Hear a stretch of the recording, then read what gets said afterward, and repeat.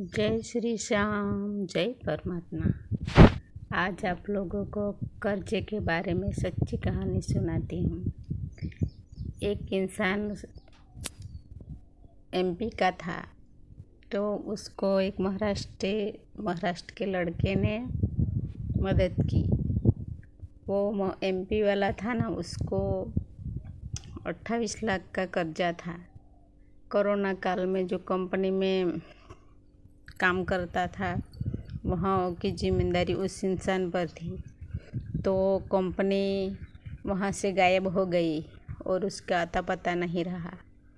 तो वो लड़के के पास सब लोग पैसे मांगने के लिए आते थे, लेकिन लड़के के पास पैसा था ही नहीं, तो वो कहाँ से देता। तो उसकी परिस्थिति बहुत कठिन हो गई।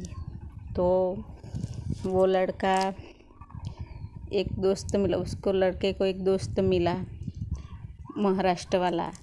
तो वो उसने कहा कि तुम खाटू श्याम चलो। तो वो खाटू श्याम गया। तो श्याम बाबा को अर्जी लगाई कि मेरे पास पैसा नहीं है और कंपनी का अता पता नहीं है, और श्याम बाबा को बताया कि मेरे कर्जा है। तो अर्जी लगाने के बाद तोरण द्वार पर गया और उस लड़के को कॉल आया कि कंपनी का जो सारा कर्जा है वो मैं भर दूंगा। तो सारा कर्जा उस अनजान व्यक्ति ने भर दिया और वो कर्जे से मुक्त हो गया। और जो लड़का उसको महाराष्ट्र वाला लाया था ना, उसके साथ भी चमत्कार हुआ था। उसको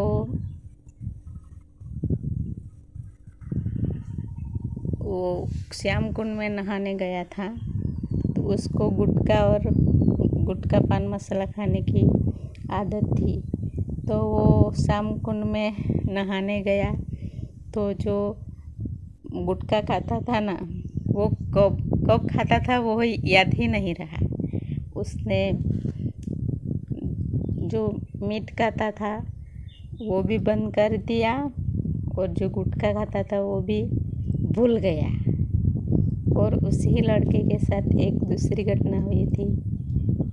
उसकी पत्नी, वो लड़का महाराष्ट्र वाला लड़का ऑफिस में काम करने गया था, तो उसकी पत्नी वहाँ लेने गई थी।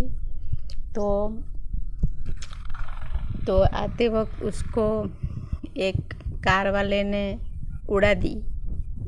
तो 3 घंटे होश नहीं आया, और उस गाड़ी की ऐसी हालत हुई कि 25-30 हज़ार खर्चा हो जाए, इतना पूरी तरह बर्बाद हो गई।